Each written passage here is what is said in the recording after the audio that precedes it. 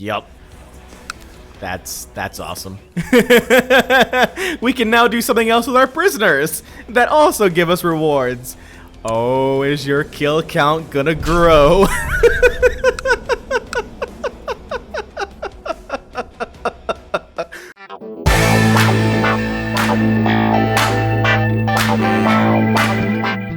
Welcome back, folks, to another exciting edition of Let's Play Crusader Kings II Holy Fury. As always, I'm your host, J John Jeremy, and last we left off, we've managed to grab control of two additional holy sites here, and we're building temples on them. Next year should be the year that we're able to reform the Tengri faith. In the meantime, though, we've got our army here, the Mongol raiders, making their way back home, while the secondary army should already be close to it. Yep, nearly there at this point as well. Now, we've got the Uyghur forces here that are ready to be looted once again, which we will obviously do because we don't like those folk. And the question now becomes what to do next. Like we've mentioned previously, the Western Protectorate is the obvious choice. However, we do have grace with Li Zhaozhong, the new Han Emperor, or I guess Tang Emperor here. The problem with this Emperor, though, is that he dislikes Altaic cultures, and we are one of those cultures. So it's kind of a problem for us.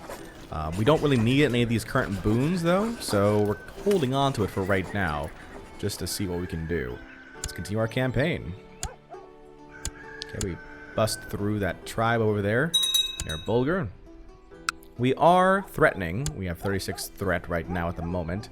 Let's go ahead and see if there's anybody available to ransom. We have 103 prisoners back in our dungeon again. Feels like so long ago that we made our grand gesture of amnesty, but that no longer is the case, apparently.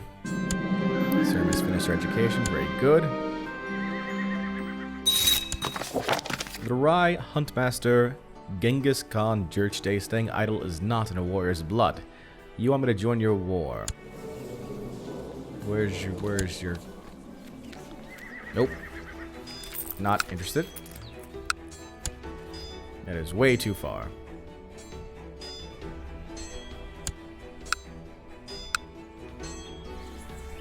No ransoms available.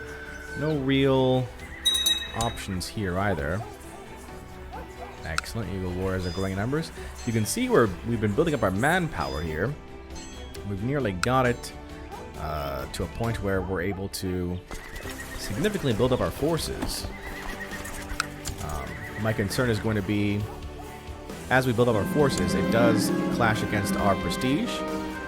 I'm not so worried much about Jurchday, but should he die, which he is 64 at the moment, should he die, then it could be a problem for his heir, which is currently Belgunate, who is our brilliant strategist, who's an aggressive leader and strong. He's got a personal combat skill of 85, which is nice. And of course, he's betrothed to this 12-year-old right now. Genius, child of a concubine, timid, fussy, and brooding. Hopefully we'll get some good traits out of her in the end.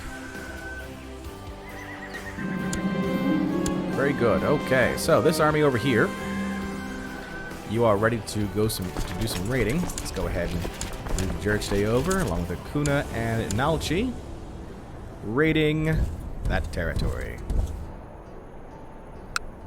He's got a total of 2,700 troops somewhere.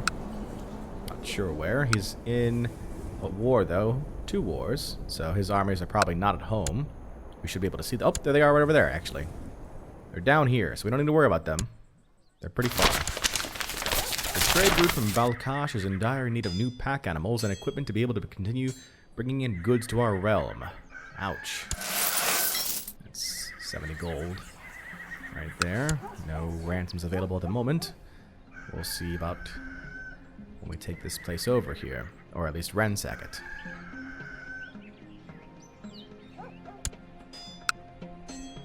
Assault that holding. That is ours. No prisoners. Shocking. Don't like that. Don't like that one bit. Move him into the next guy's territory. son was born to Okotor named Kada. Cool. There we go. There are the prisoners we needed. Excellent. Ransom. Oh, ransoms. There we go. How dare you try and give people away. Why would you go this way? You go down, and then you go down. None of my people have the speedy trait, right? Movement increase? That's what the dragon give you again? Okay. Yeah. None of them are fast. Wish we had that. That's like the one thing we're missing in our generals. It has come to our attention that your daughter Chotan remains outside of our fold. And recruit her to the Warrior Lodge. Okay, recruit Chotan to the Warrior Lodge. That. There you go. Very good.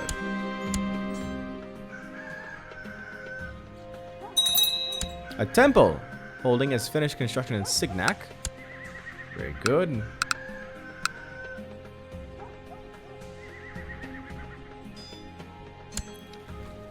Okay, so we've got a new temple here. We're going to create a new vassal for that. And let's see here. Build some temple walls there. But that's 2 out of the 3. That's awesome. Let's also make sure that that's almost done. That's going to be done in December 8/17, so another month for that.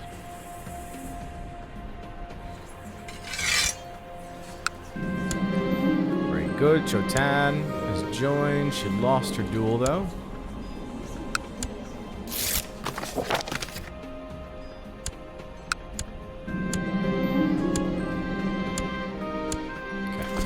Go down. Then there's the 2 clans people over here. Savatek, a fledgling in my lodge, is somewhat lacking in a duelist at best. It is shameful for someone like her to be so woefully unready should the eagle warriors call upon her aid. Perhaps I should encourage her to spar with another member. 9. She's breastfeeding a child currently, and she's got a swollen wrist. So let's give her...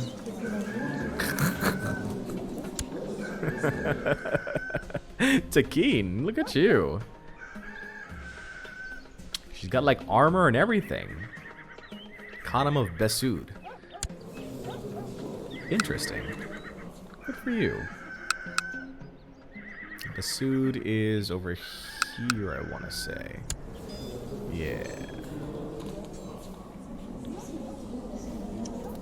They've only had 1 kid together, though. Jurj de Besud, who's also got wolf's blood. Okay, so that trait does pass down then. Good to know. Zavatnik was soundly beaten down by Takeen the Wolf, who barely broke a sweat. In the duel, Zavatnik suffered minor injuries, but I'm sure they will only serve to build her character, and she appreciated my choice of opponent. Well, there you go.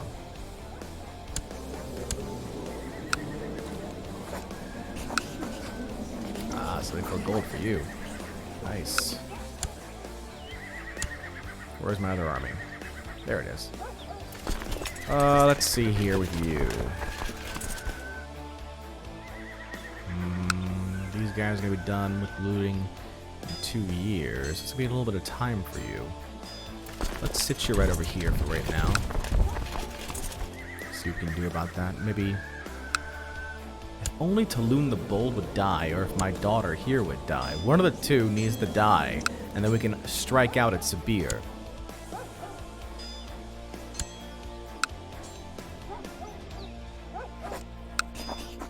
We've got a truce with him for another 4 years there.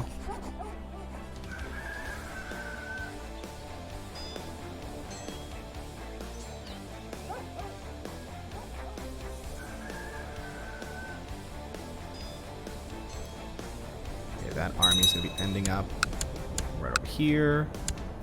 They've got some fortifications here. Alright. We have finished our temple in Tobol. We're going to go ahead and, as soon as I find it, right over here, build some temple walls there, and remove vassal for that.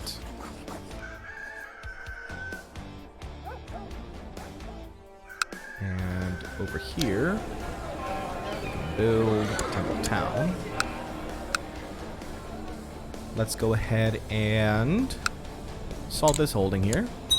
Excellent. Grab some prisoners. Ransom said prisoners. Now move our forces north toward these clans. Now, the Tengri faith can be reformed into an organized religion. So we can select a nature, 2 doctrines, and how we want to style our leadership. We are presented with the unique opportunity to reshape our faith forever. We must be careful on the path we set out on, as once the new dogma of our religion has been established, it will be impossible to change. Many learned priests and scholars have traveled to my court in order to discuss all sorts of theological matters in an attempt to codify a complete and solid reinterpretation of our old oral traditions. Yet, being the one who made this reformation possible in the first place, it would only be fair if I gave my own opinion on the nature, doctrine, and leadership of our new religion. So our current religious feature is warmongering. Rulers do not receive opinion penalties for raised vassal levies. Great holy wars are allowed. Rulers are extremely aggressive, and rulers at peace lose prestige. Its note here is, our only way forward is paved with the skulls of our enemies. Only by showing their bravery in battle, the faithful can hope to be rewarded in the afterlife. The only problem with this doctrine here, or this nature, is that the opinion penalty for raised vassal levies. We don't do that. We call vassal allies into battle, but we don't actually raise their own levies. I don't think that that's a thing for us. So what else can we do here? We can pick a feature, peaceful. Rulers are less likely to start wars, plots, and factions. Rulers gain piety while at peace. Looting is not allowed. Great holy wars are not allowed. We're not going to be choosing this, but let's read about it. We must endeavor to lead a life of peaceful conduct and harmonious discourse with our opponents, rather than fall to the sins of violence and mad pursuit of power. Absolutely not. Unyielding. Armies are stronger when defending their home territories. This religion is resistant to proselytizing. Great holy wars are allowed. We might never spread the worship of our gods to all corners of the world, but we are committed to making our ancestral lands impregnable to missionaries and infidels. That's an option. That's certainly an option. Because great holy wars are allowed, and the armies are stronger when defending their home territories. That would be, I guess, all the territories that we currently have. We have proselytizing. This religion encourages missionary work. Great holy wars are allowed.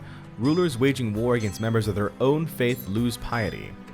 One thing that the heathen missionaries have shown us is that it is not by the strength of weapons that the gods are preserved, but through the power of words. Could be an option. We have dogmatic. Base moral authority is high. Great holy wars are allowed. This religion does not allow marriage with infidels. Rulers waging war against members of their own faith lose piety. There is only one word, only one correct interpretation of our scriptures, only one way to please the gods. And then cosmopolitan. This religion can intermarry with its neighboring faiths. Great holy wars are allowed. This religion discourages missionary work. Base moral authority is low. We must acknowledge that every people has its own protectors, and that more often than not, we all worship the same gods, just with different names and in different ways. So the question becomes, which of these do we want to take on as our nature? Or do we stick with warmongering?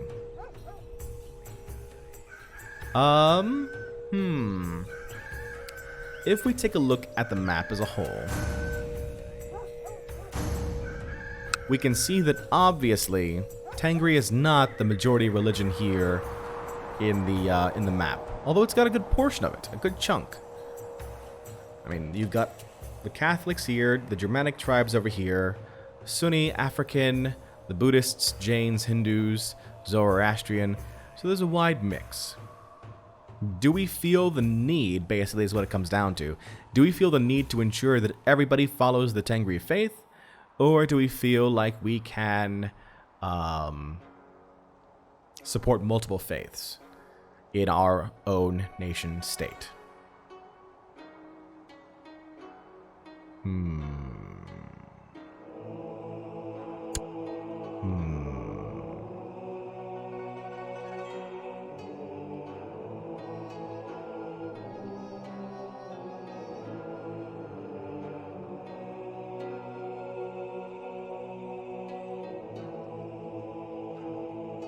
Rulers at peace lose prestige, so it's basically the same thing what we're dealing with right now, except that it just also allows great holy wars.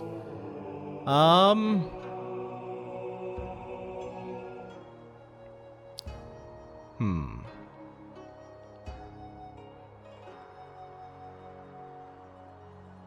feel like this is right. The warmongering nature is the right one for us. It's the way we've played so far, and we have been imprisoning other priests that have come to our territory, so obviously we don't want to be cosmopolitan in that sense, so warmongering it is. Now, doctrines. We have two doctrines here. Eternal Riders. Armies ignore defensive attrition. Armies have increased offensive capabilities. Polygamy is allowed. The endless blue sky beckons our armies to ride forward and spread to the four corners of the world, untamed and unstoppable. We also have animistic. Spirits and magic are all around us, hiding inside every tree, under every river, flying above our heads and beneath the very earth we walk on. Units from counties following the true faith receive a land morale bonus. Characters perform a rite of passage upon reaching adulthood. What other options are available? Polygamy. Polygamy is allowed. It is time that we acknowledge our concubines as full spouses. The children we have with them are just as legitimate as any other. Meritocracy. Heir designation is allowed. The gods do not care about the order in which a child is born. They care about the skills and virtue that he shows as a man. That's important. Could be very important for us. Very important for us. Stability. Short reign penalty is disabled. Rulers can spend piety to improve their courtiers' attributes. It is blasphemous to doubt the legitimacy of a ruler who has come to power under the favor of the gods. He should be shown immediate loyalty by his subjects. We have religious tax. Religious taxation of subjects of a different religious group is allowed. We will allow infidels to live in our lands, but only as long as they pay us regularly for their blasphemy by giving us offerings of wealth and resources. Considering we pillage everything we hold anyway, that doesn't really make much sense for us. Monasticism. Rulers can ask their subjects to take the vows and disinherit them. Followers of this religion gain +2 base learning. Priests are bound to be celibate. The most devout among us should be allowed to abandon their earthly affairs and spend their lives in seclusion and worship. Absolutely not. Syncretism. Rulers can choose to gain sympathy with another faith by decision. The wisest among us should be allowed to study other faiths and learn more about the people around us. That seems like a waste. Haruspicy. Diviners read the signs before war to try and improve troop morale. Only through the proper use of divination can we discern the will of the gods and lead our armies to victory. We kind of do that already with what we have, so I don't think we need to do that again. Astrology. Characters are assigned zodiac traits on birth and by decision. It grants access to the Hermetic Society. The gods wrote our fate in the stars. We only need to look up to know what lies within us. Agnatic clans. Agnatic laws enforced. Open succession is unlocked. Female characters are not allowed in the council. Matrilineal marriages are not allowed. It is only through the strong and resolute leadership of men that we will be able to fulfill the great destiny that the gods have in store for us. Equality. Absolute cognatic laws enforced. Female rulers are not penalized. Both gods and goddesses rule the heavens, and so it is only just to allow both men and women to rule the earth. Enatic clans. Enatic laws enforced. Female rulers are not penalized. Open succession is unlocked. Male characters are not allowed on the council. It is only through the strong and wise leadership of women that we will be able to fulfill the great destiny that the gods have in store for us. Intriguing, but we've already kind of planned for male inheritance, so won't work out. Bloodthirsty gods. Prisoners of a different religion can be sacrificed for piety. Sacrificing prisoners unlocks special traits and actions. That's a thing. We're doing that. We are absolutely doing that. That's taking the place of animistic right there. Our heavenly masters are cruel and ever thirsty. If we do not placate their hunger for flesh, blood, and souls, they will turn their wrath upon us. Yup, that's a thing. Prepared invasions are allowed. The gods praise bravery and a free spirit. They encourage even the smallest man to reach for the stars. We already have invasion capabilities, so... Seabound. Fleets can navigate through major rivers. Ship maintenance costs are reduced to 10%. Looters prefer coastal counties. The gods have given us knowledge of the tides and of shipcraft so that we could use it to spread their word to all corners of the world. Considering we have no ships, not very good. Unrelenting. Armies ignore defensive attrition. Armies have increased offensive capabilities. The gods will only reward the bravest and most fierce amongst the faithful. To die in battle is the greatest of honors a man can aspire to. Maybe, but we already have eternal riders, so that's fine for me. Ancestor Veneration. The religious head can decide upon dead ancestors to give special status. Enables eldership succession law. Our pious ancestors deserve our respect and veneration. It is only right for us to remember them fittingly. We're definitely choosing to replace animistic with bloodthirsty gods. Absolutely. That is a thing. Eternal Riders, bloodthirsty gods, warmongering, and finally, leadership. We have Bureaucracy, or Hierocratic. A high priest should be given complete control over all spiritual matters, so that the gods may be pleased with the proper rituals. We have Temporal. The Reformer will become the new head of this religion. Secular and spiritual powers are inextricably bound. It is pointless to divide them between two offices. That sounds good in our case, because that means that we become the new head of the religion. Kind of like how the Filkir becomes the head of the Germanic faith. We have Autocephalus. Autocephalus priests are put in charge of each realm's religious matters. Every realm shall have its high priest, working alongside its ruler in fulfilling the needs of the gods and their followers. And we have Autonomous. Followers of this religion can pick a preferred branch. Followers of this religion gain +2 base martial. This religion will never have a religious head. Great holy wars are not allowed. Every priest will be given the chance to give his proper interpretation of the new holy text, free from any centralized authority. Nope. Temporal, I'm in charge now. And we will go ahead and reform. We've added the Tengri crown to our treasury. We now are known as Tengri of the Sky Temple. Shaman Abaga of Signac has usurped the title Temple of Signac from Jochi. Not sure why that's the case, but okay. That happened for all of our temples.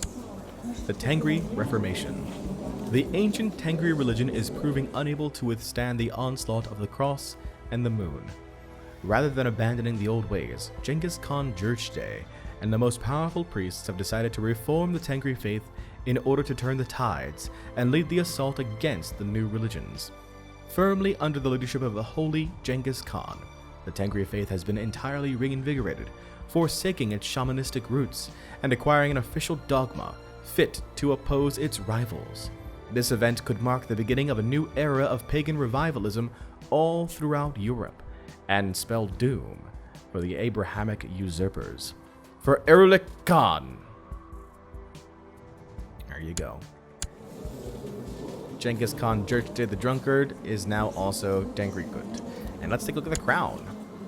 The Tengri crown. We are currently wearing the Hero's crown.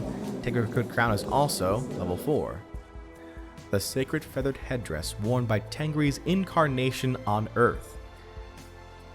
So we have plus 0.4 monthly prestige, plus 0.7 monthly piety, plus 2 martial, plus 2 diplomacy, plus 10 tribal vassal opinion, versus 0.7 monthly prestige, plus 4. Yeah, that's the one we want.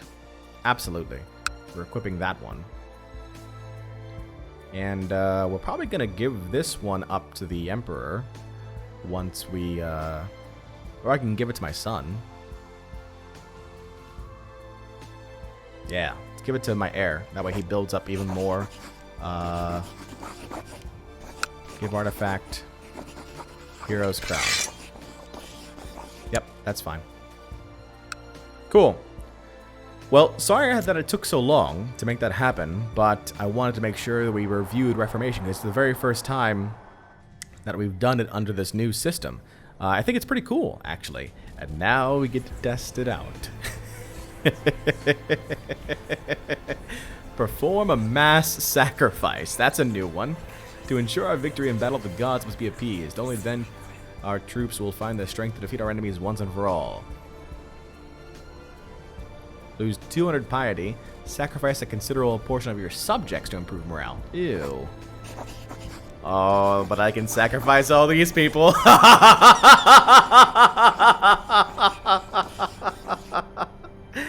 Okay, let's test this. Okay. Not ransomable. Nobody wants them. This is gonna be this is gonna be good. Sacrifice Chagor. The gods demand blood. We must satiate their thirst or risk facing their wrath. Chagor Bayad dies. The priests drag Chagor screaming to the top of the temple. They place her on an altar and slice her open with a ceremonial dagger. They then tear out her still beating heart to the cheers of the assembled crowd. Let this sacrifice appease you, almighty creators, and we gain 5 piety.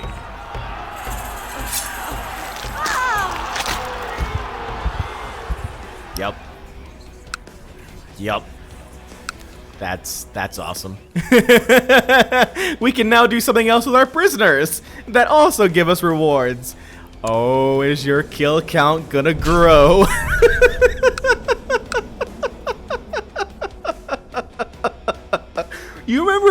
You remember way back earlier in the series when I asked, hey, is Church Day evil?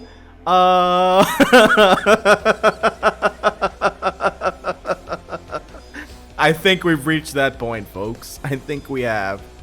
Let's go ahead and continue our campaign here. We're making our way over there with that army. We're sitting with this one. We are trying to... What's this? Now you want to marry somebody in my court. Let's see. Marjan Uzur. You want to marry to your heir. Okay, that's fine. That's awesome. That is so awesome.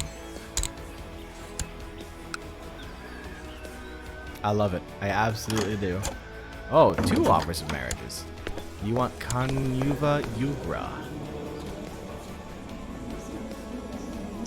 Accept. You want this person? Accept. Get them out of my court. Another offer of marriage. Mengu Timur, the Khan, and Erishan here. Accept.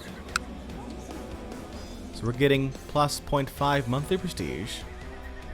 Oh, we have fewer than 4 wives, so we actually lose prestige that way. Interesting. We've lost our concubine. Oh, I see. We need more wives.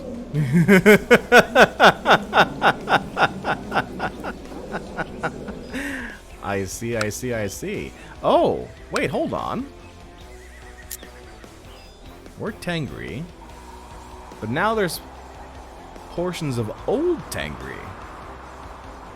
Not everybody converted to the new faith. Look at this. Old Tengri is a Tengri heresy. I see. What's our Tengri say? Yeah.